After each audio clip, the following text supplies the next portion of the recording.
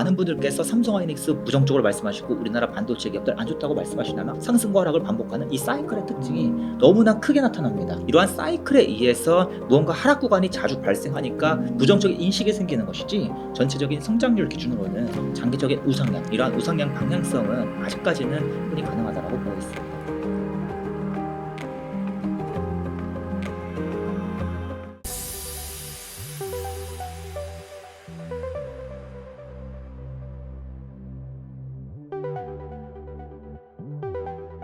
야, 요즘에 삼성 주가가 간대, 반도체 좋대 해서 뒤늦게 들어오신 개인분들이요. 그러한 일반적인 매매 목적의 개인분들 기준으로 봤을 때 그런 분들이 삼성전자 주식을 주로 언제 사셨는가? 가장 최고점일 때 주가가 가장 최고점 8만 9만 전자 그 시기에, 죄송합니다, 7만 8만 전자 계속해서 넘어가는 시기에 무려 90% 이상이 그때 사셨습니다. 근데 왜 그때 샀는가? 그냥 단순히 뭐 생각이 없어서 지식이 없어서라고 하기에는 아닌 것 같고요. 그게 아니라 다들 좋다고 하니까, 왜 반도체 업황이 초호황이다, 디램 가격 2배 이상 계속해서 급등해서 오른다, 3전 역대 최대 실적 찍는다, 이러한 내용들이 계속해서 나오면 점점 휘둘릴 수밖에 없다는 겁니다, 사람이. 그런데 저는 이 부분이 가장 조심해야 되는 포인트라고 봅니다. 앞에서도 말씀드렸지만 지금 반도체 업황은 이제 하락에서 상승으로 전환되는 그러한 업황의 움직임이 나타나고 있고요. 이러한 업황이 계속해서 점점 더 좋아지는 과정에서 호황 이야기, 좋다는 이야기가 더 가속화될 겁니다. 그럼 앞에서도 말씀드렸지만 반도체 상승 사이클 초입에는 개미 투자자분들이 대거 파는 게 반복되는 특징이라고 말씀드렸는데, 또 한 가지 재밌는 특징은 상승 사이클이 점점 강화되는 과정에서 다시금 개인 투자자분들이 추가로 유입이 되시기 시작하고, 그다음에 삼성전자가 가장 유명한 주식이 될 즈음 개미분들이 정말 많이 꼬이면서 주가가 서서히 상승을 마무리하는 그런 모습이 반복적으로 나타났습니다. 그래서 가장 중요한 것은 현 시점부터는 반도체 업황에 대한 좋은 이야기만 자꾸만 듣는 것, 그걸 좀 경계하셔야 하고, 부정적인 이야기도 앞으로 서서히 조금씩 늘어날 텐데 그러한 이야기를 함께 고민하는 것이 중요하다. 그리고 또 지금 영상 보시는 분들 중에서요, 엔비디아 좋다는 거 모르시는 분 아무도 안 계실 겁니다. 엔비디아에 대해서 부정적인 말씀하실 수 있는 분 정말 한 분도 안 계실 겁니다. 그런데 저희는 투자자이잖아요. 네. 투자자는 항상 남들보다 앞서가는 생각을 해야 하고 남들이 하지 않는 고민을 조금이라도 일찍 해야 합니다. 무슨 말인가? 엔비디아 주가가 내일부터 떨어질 거예요, 그런 얘기를 하는 것이 아니라 언젠가 이 엔비디아의 상승도 급격하게 이루어지다가 이 상승이 마무리되는 시기가 올 텐데 그 이유가 뭐가 있을까를 한 번쯤 고민해 보시는 게 투자자의 자세라고 생각합니다. 이게 왜 중요한가 하면, 이 정말로 아무리 산업이 성장하더라도 주가는 반드시 급등한 상승과 또 폭락을 반복하면서 움직입니다. 2차전지 산업이요, 전 앞으로 계속 성장할 거라고 확신합니다. 하지만 에코프로 주가가 크게 올랐다가 지금 또 크게 빠졌다가 반복하지 않습니까? 그런데 문제가 무엇인가 하면, 아니 미래에 대한 생각을 한 번도 안 하신 분들은 주가 하락이 본격화되는 시기에, 아니 어차피 산업이 성장할 건데 성장할 거니까 더 사야지, 오히려 매수로 대응하시고 풀 레버리지 끌어오신다는 겁니다. 하지만 성장할 수 있음에도, 산업은 성장할 수 있음에도 주가가 급격하게 올랐으면 한번 쉬었다 가는 게 정상인 거라고 한 번이라도 생각하시는 분은 주가 하락이 본격화되는 시기에 이거 혹시 하면서 한 번쯤 팔고 갈 수 있게 된다는 겁니다. 이 행동이 달라진다는 것이죠.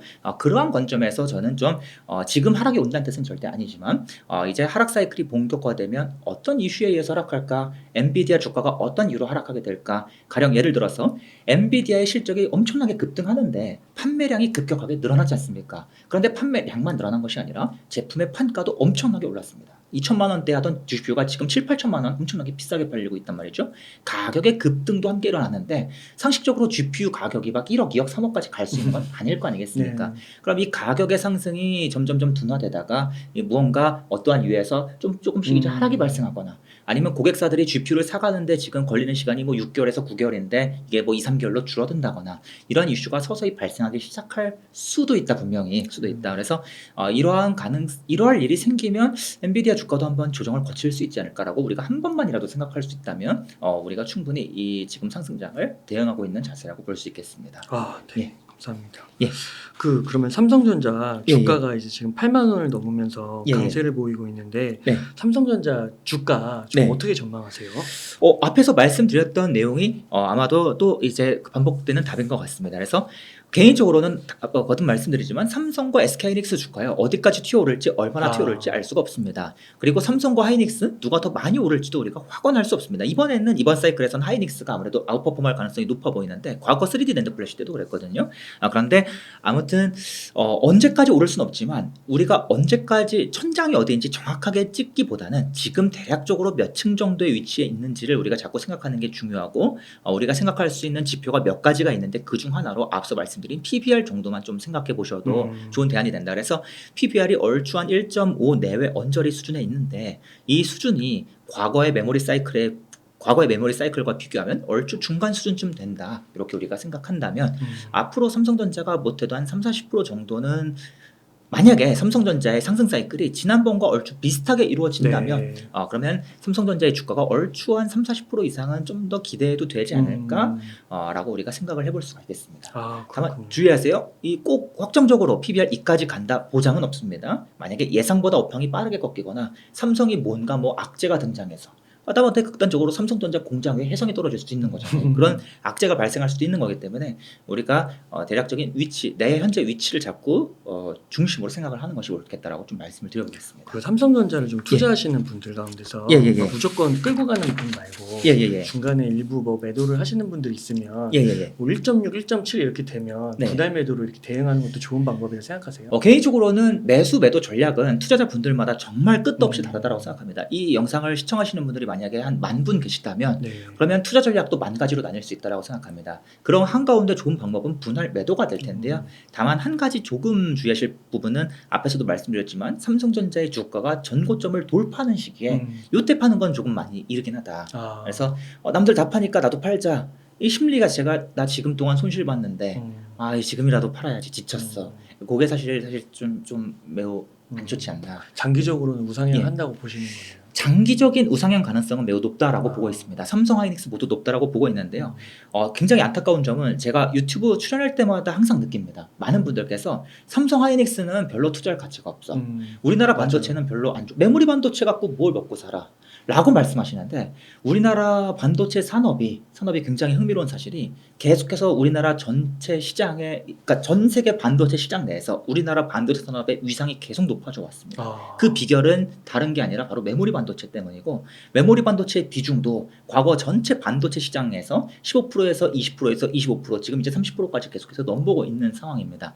지금 보시면은 엔비디아의 GPU, 인공지능 칩 이런 거 새롭게 나오면 가장 먼저 엔비디아 같은 미국 기업들이 수혜를 보지만 바로 뒤이어서 삼성, 하이닉스가 함께 수혜를 보는 구조예요. HBM 같은 과거에는 3D 낸드 플래시처럼. 그래서 우리나라 메모리 반도체 산업도 계속해서 성장하는 구조를 가지고 있는데 이 메모리 반도체도 다른 고사양 반도체처럼 만들기가 정말 까다롭기 때문에 3, 4 과점의 이 형태가 당분간 지속적으로 유지될 가능성이 매우 높습니다. 그래서 시장의 성장을 따라서 새 기업이 파이를 나눠 먹는데 파이가 계속해서 커진다라고 하면 당연히 장기적으로 우상향이 가겠지만 그래도 불구하고 왜 많은 분들께서 삼성, 하이닉스 부정적으로 말씀하시고 우리나라 반도체 기업들 안 좋다고 말씀하시냐면 앞에서도 말씀드렸지만 상승과 하락을 반복하는 이 사이클의 특징이 너무나 크게 나타납니다. 실적이 툭하면 폭락하고 이러한 사이클에 의해서 무언가 하락 구간이 자주 발생하니까 부정적인 인식이 생기는 것이지 전체적인 성장률 기준으로는 장기적인 우상향, 즉 장기적이라는 것은 10년, 20년을 바라볼 때입니다. 이러한 우상향 방향성은 아직까지는 충분히 가능하다고 보고 있습니다. 그러니까 그게 변동성이 크다 보니까 하락했을 때 이거 진짜 기업 어떻게 되는 거 아니야? 미래 성장성에 대한 의심이 더 커지는 거고 그렇습니다. 그런 보도가 나오는 거고. 우리가 꼭 주식뿐만 아니라 뭔가 부정적인 이슈가 자주 나타날수록 긍정적인 이슈가 더 퇴색돼 보이지 않습니까? 그런 것 같습니다. 그러면 그 삼성전자 HBM 부분 한번 질문드리고 싶은데 이게 하이닉스에 비해서 경쟁력이 많이 떨어지고 맞습니다. 생각보다 또 지연된다. 그걸 따라잡는 데 있어서 이런 이야기도 나오는데 한편으로는 또 HBM3는 2분기 내에 엔비디아에 공급될 가능성도 있다고 하고 어떻게 보세요? 정확히는 HBM3E 이제 5세대 제품인데요. 일단 먼저 첫 번째로 삼성전자가 분명히 하이닉스보다 밀리는 건 명확하게 맞고 있고 밀리는 것은 이번 사이클에서 나타난 게 아니라 지난 10년 넘게 이 HBM의 기술에서 어떤 이슈가 있었냐면 하이닉스는 HBM이라는 기술을 밀고 삼성과 마이크론은 더 어려운 기술을 밀었는데 이 어려운 기술이 너무 어려운 겁니다. 생각보다. 그래서 우리는 모든 메모리 반도체와 모든 비메모리 반도체를 다 수직으로 쌓겠어. 요 개념을 밀다가 이거 안 되겠다 싶어서 하이닉스를 뒤늦게 따라가려고 하니까 이 격차가 벌어진 것이죠. 그래서 지금 여전히 격차가 남아있고 이 격차가 물론 줄긴 하고 있습니다. 지금 1년 격차에서 한 6개월 격차까지 줄었던 것 같아요. 삼성은 항상 이렇게 주장합니다. 우리 하이닉스랑 한 분기 격차로 줄었다라고. 근데 실제로는 아무래도 수율 잡고 뭐 하고 하면 두세 분기 격차 있을 겁니다. 여전히. 아무튼 격차가 분명히 있는 상황이고 분명히 이 부분을 모르시는 분은 아무도 안 계실 겁니다. 삼성 다니시는 분들 다 인정하실 거예요. 그런데 한 가지 조금 아쉬운 부분은 하이닉스가 엔비디아의 가장 최고 성능 HBM을 공급하고 삼성은 아직 못하고 있지 않습니까? 그러면 하이닉스의 주가만 오르냐? 하이닉스만 무조건 HBM을 파는 것이냐? 절대로 그렇지 않다는 겁니다. 이게 좀 안타깝습니다. 물론 하이닉스의 주가 상승률이 가장 클 것입니다. 성장주는 대장주를 사라는 그러한 이 이야기도 있지 않습니까? 하이닉스가 지금 HBM에선 대장주인 건 맞습니다.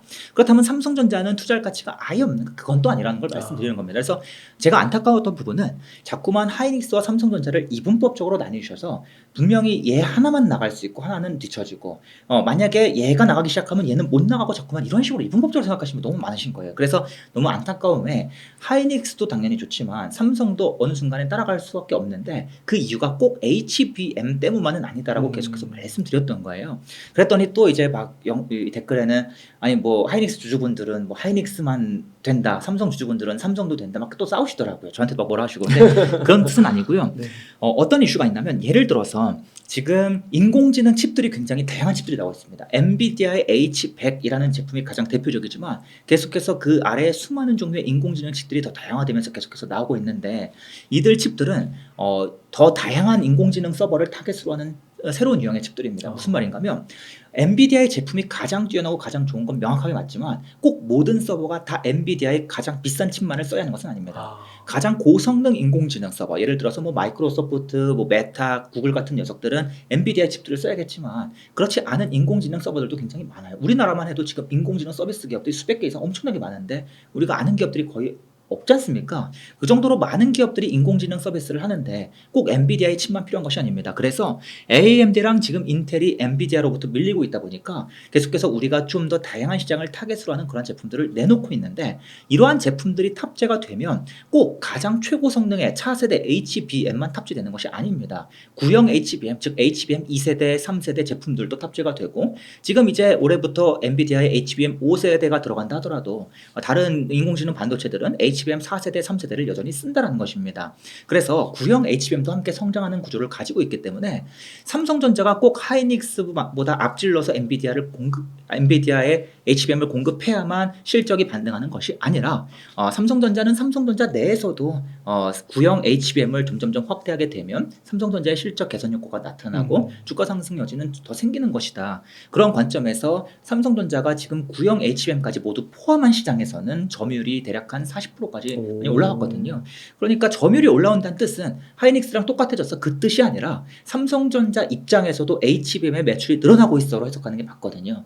그럼 삼전은 과거의 삼전보다 좋아지는 과정에서 과거의 주가보다 높아질 것이다를 우리가 기대하는 것이 맞고 꼭 하이닉스랑 비교해야 되는 것이 아니다. 그 점을 좀 다시 한번 강조드리겠습니다. 그래서 과거의 사이클을 살펴보면 삼성과 하이닉스의 주가가 얼추 비슷하게 오른 시기도 있었고 그렇지 못한 시기도 있었는데 이번에는 하이닉스가 아웃퍼폼을 할 가능성이 높아 보입니다만 그에 비해서 그럼에도 불구하고 삼성전자의 주가 상승은 과거 그 어느 사이클 때보다 현저히 지금 낮은 수준에 있기 때문에 그런 관점에서 우리가 꼭 HBM 5세대 엔비디아의 공급회요 이슈만 살펴보기보다는 레거시 제품도 계속해서 판매가 확대되는 점 거기에 플러스 더해서 이번 5세대까지 납품하면 더 좋은 거 이 정도로 해석하는 게 좀 더 좋지 않을까 보고 있습니다.